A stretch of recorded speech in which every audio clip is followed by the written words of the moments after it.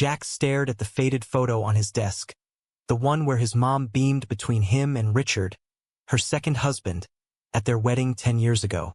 Now, with her gone just 6 months from cancer, the house in suburban Chicago felt like a hollow shell. But nothing prepared him for the voicemail from Richard that shattered the silence. "Jack, I need to talk. I'll give you everything, all my property, if you do this one thing for me." It started innocently enough, or so Jack thought. At 25, he was navigating life as an openly gay man in a city that prided itself on progress but still harbored pockets of judgment. He'd come out in college, losing a few friends but gaining a sense of freedom. Richard, his stepdad, had always been the stoic type, a successful real estate developer in his late 50s with a sharp suit and a sharper mind. Their relationship was cordial but distant. Jack called him Richard instead of Dad, a remnant of his teenage rebellion when his mom remarried. After her funeral, they'd barely spoken, each retreating into grief. That evening, Jack drove to Richard's sprawling home in Oak Park, the autumn leaves crunching under his tires. The door opened before he knocked, and there stood Richard, looking thinner, his eyes shadowed but determined. "Come in, son," he said, the word son hanging awkwardly. They sat in the study, surrounded by bookshelves filled with legal tomes and family albums. Richard poured scotch, his hands steady. "Your mother left everything to me, but I know she wanted you secure. The properties, the downtown condos, the lake house, the portfolio, it's all worth millions. I want it to be yours." Jack leaned forward, confused. "Why not just will it to me? We're family." Richard's gaze dropped to his glass. "Because my family, my siblings, nephews, they'd contest it. They're traditional, Jack. They know about you and they disapprove. But if you help me with something personal, something I've buried for decades, I'll make it ironclad." The something hit like a gut punch. Richard confessed he'd always felt attractions to men, suppressed under layers of societal expectation, a strict upbringing in rural Illinois, and a marriage to Jack's mom that was loving but not passionate in the way he craved. "I've lived a lie," he said, voice cracking. "Now, with her gone, I want to come out. But I can't do it alone. I need you to guide me, be my confidant, maybe even introduce me to your world. In return, the will names you heir, no questions." Jack's mind reeled. This wasn't just about inheritance. It was a minefield of emotions. He felt a mix of empathy and unease. Richard wasn't just a stepdad. He was a man unraveling a lifetime of denial. But society, the whispers in their conservative neighborhood, the potential backlash from Richard's business associates? Jack agreed tentatively, starting with small steps. Attending a local LGBTQ support group together, where Richard sat silently, absorbing stories that mirrored his own. As weeks passed, their bond deepened. Jack shared his coming-out journey, the heartbreaks and triumphs. Richard opened up about stolen glances in his youth, a brief college fling buried in shame. They walked along Lake Michigan, talking late into the night. Jack noticed Richard's transformation, a softer smile, a willingness to question old beliefs. But cracks appeared. Richard's sister, Aunt Evelyn, visited unannounced, eyeing Jack suspiciously. "Why are you two so chummy now?" she probed. Jack deflected, but the tension simmered. One night, over dinner, Richard admitted more. "I think I might be falling for someone," he said hesitantly. Jack's heart skipped. Was it him? No, it was a man from the group, a kind widower named Tom. Relief washed over Jack, mixed with unexpected jealousy. Had their closeness blurred lines? He pushed it down, focusing on support. But society intruded. A colleague outed Richard prematurely at a business lunch, sparking rumors. Clients pulled out, deals soured. Richard faced isolation, questioning if authenticity was worth the cost. Jack stood by him, advocating at family gatherings where relatives accused Richard of corrupting Jack or dishonoring his mom's memory. "This isn't about her," Jack argued. "It's about living truthfully." The conflicts escalated, testing Jack's resolve. He lost a promotion at his graphic design job when a homophobic boss cited family drama as a distraction. Friends warned him, "Helping your stepdad come out? That's noble. but it's stirring up too much controversy. Through it all, their relationship evolved into something profound, a mentorship laced with mutual vulnerability. Richard's offer loomed, a safety net amid chaos. But Jack wondered, was he helping for the right reasons, or was the inheritance clouding his judgment? As winter set in, the first major confrontation brewed, threatening to unravel everything they'd built. Richard's coming out rippled through their lives like a stone in a pond, creating waves that Jack hadn't anticipated. The support group became a weekly ritual, where Richard gradually shared his story, his voice gaining strength. Tom, the widower, became a fixture.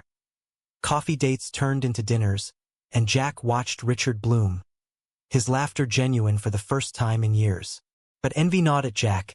He'd become Richard's emotional anchor, and now sharing that role felt like loss. Family backlash intensified. At Thanksgiving in Richard's home, Aunt Evelyn cornered Jack in the kitchen. What's really going on? Richard's acting strange, talking about pride events. Is this your influence? Her words dripped with accusation, implying Jack had turned him. Richard overheard and defended Jack fiercely. This is me, Evelyn. I've hidden too long. The dinner dissolved into arguments, relatives storming out, vowing to cut ties. Jack felt the weight of it. Society's judgment wasn't abstract. It was fracturing bonds. In the city, Chicago's progressive facade cracked under scrutiny. Richard's real estate firm suffered. A major investor withdrew, citing personal instability. Whispers at Jack's workplace escalated. Co-workers side-eyed him, one even asking, "Isn't it weird? Your stepdad coming out now? Like, family therapy gone wrong?" Jack defended their choices, but doubt crept in. Was Richard's revelation timed conveniently with the inheritance? Or was Jack projecting his insecurities? They attended their first Pride event together, a smaller winter festival in Boys Town. Richard marveled at the acceptance, holding a rainbow flag tentatively. Jack introduced him to friends who welcomed him warmly. But a heated debate arose with a skeptical acquaintance. Stepdad and stepson navigating gay life together? Sounds like a recipe for blurred boundaries. Jack bristled, but the comment lingered, sparking internal conflict. That night, Richard confessed over hot cocoa. "I never thought I'd feel this free. Thank you, Jack. But I see the toll on you." As Christmas approached, romance complicated matters. Tom's affection for Richard grew, leading to a kiss Jack accidentally witnessed. Jealousy surged, not romantic, but possessive, like losing a parent again. He confronted Richard. "Is this what you wanted me for? A wingman?" Richard's eyes filled with regret. "No, I needed family who understands. But maybe I've leaned too hard." Social conflicts peaked when Richard's nephew, Mark, a vocal conservative, leaked the story to a local blog. Headlines screamed, "Millionaire's late life coming out. Family feud over fortune." Comment sections erupted, some supportive, others vicious, accusing manipulation or worse. Jack fielded calls from reporters, his privacy invaded. At work, his boss suggested a leave. "This drama's affecting morale." Jack refused, channeling anger into advocacy, volunteering at an LGBTQ center. Through therapy sessions they started attending jointly, layers peeled back. Richard admitted his marriage to Jack's mom was companionship, not passion, riddled with guilt. Jack shared his fear of abandonment, rooted in his biological dad's absence. Their sessions fostered healing, but external pressures mounted. Evelyn threatened legal action, claiming Richard was influenced under duress, eyeing the inheritance. Jack's own life intersected dramatically. He met Jamie, a barista with a kind smile, at a coffee shop near the support group. Dates followed, offering respite. But when Jamie learned of the situation, he questioned, "Helping your stepdad is great, but that inheritance clause, it feels transactional." Jack defended it as security, but seeds of doubt grew. Was their bond genuine, or propped by the promise of wealth? A turning point came at a family mediation. Relatives demanded Richard revoke the will, arguing Jack wasn't real family. Richard stood firm. Jack is more family than blood ever was. Jack's heart swelled, but the accusation stung. Society viewed their unconventional alliance with suspicion. As New Year's neared, tensions simmered, setting the stage for a revelation that would force impossible choices. The new year brought fresh storms. Richard's relationship with Tom deepened, but so did the scrutiny. A tabloid piece, fueled by Mark's leaks, painted Richard as a confused widower exploited by his activist stepson. Online trolls swarmed Jack's social media, hurling slurs and conspiracy theories. "Greedy gay kid after the old man's money," one read. Jack deleted his accounts, retreating inward. The societal backlash wasn't just words. It eroded his confidence. At the LGBTQ Center, Jack led a workshop on family acceptance, drawing from their story anonymized. Attendees shared similar tales, parents coming out late, children navigating the fallout. One woman asked, "How do you handle the judgment that it's inappropriate?" Jack paused, realizing he didn't have all the answers. Richard attended, beaming with pride, but afterward confessed, "I feel guilty dragging you into this." Jamie's presence offered solace. Their dates evolved into a budding romance, filled with walks in Millennium Park and honest talks. Jamie, bisexual himself, understood the nuances but challenged Jack. "Your stepdad's journey is his, but that will condition? It's like emotional blackmail, even if unintentional." Jack wrestled with it. Richard's offer was born of desperation, but did it taint their progress? Family divisions deepened. Evelyn hosted an intervention, relatives circling Richard like vultures. "Think of your legacy," she pleaded. "Not this lifestyle." Richard's retort was sharp. "My legacy is authenticity." Jack supported him, but Mark cornered him later. "You're not fooling anyone. This is about the money." The accusation hit home. Jack questioned his motives nightly. A professional crisis struck. Richard's firm teetered, partners demanding he step down amid the scandal. He confided in Jack, "I might lose it all anyway." Jack urged resilience, but internally panicked. The inheritance wasn't just wealth. It represented stability his mom always wanted for him. They brainstormed reinvention. Richard considering philanthropy for LGBTQ causes. Personal growth intertwined with pain. In therapy, Jack uncovered resentment toward his mom for not noticing Richard's struggles, and toward Richard for hiding. "I could have had a real father figure," he admitted tearfully. Richard apologized. "I was a coward." Their sessions mended fractures, fostering a father-son dynamic absent before. But romance stirred controversy. When Richard and Tom went public, attending a gala together, photos circulated. Relatives decried it as disgraceful, Evelyn disowning him. Jack defended them online anonymously, sparking debates. Was late life coming out selfish? Supportive comments clashed with vitriol mirroring societal divides. Jack's relationship with Jamie hit a snag.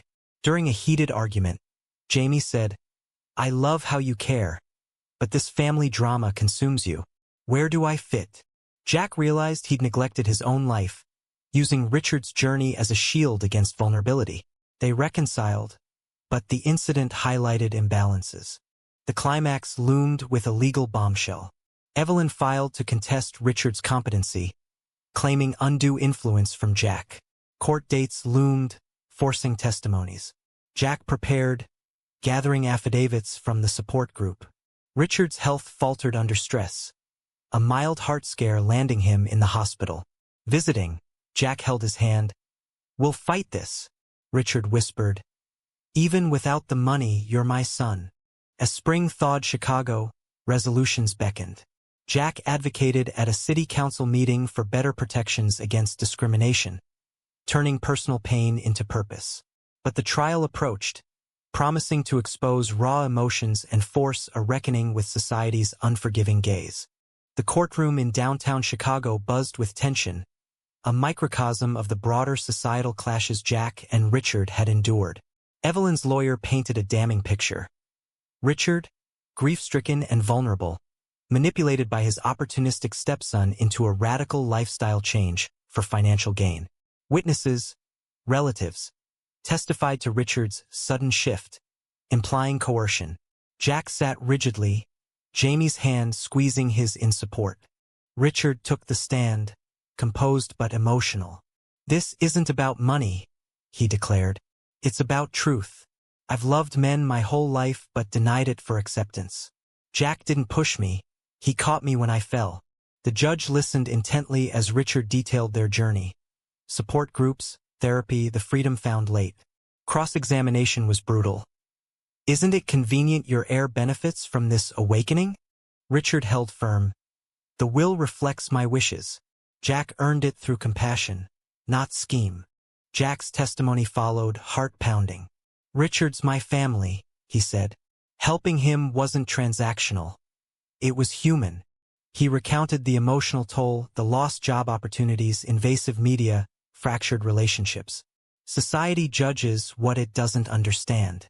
But love, in any form, deserves space. The gallery murmured.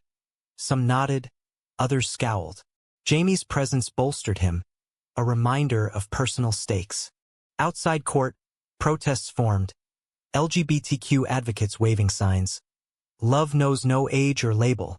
Counter-protesters shouted about family values, highlighting the divisive nature of their story. Media frenzy amplified it. Talk shows debating, is a stepdad-stepson alliance crossing lines? Jack avoided interviews, focusing on Richard's recovery. Post-hearing, revelations surfaced. Tom testified, corroborating Richard's independence.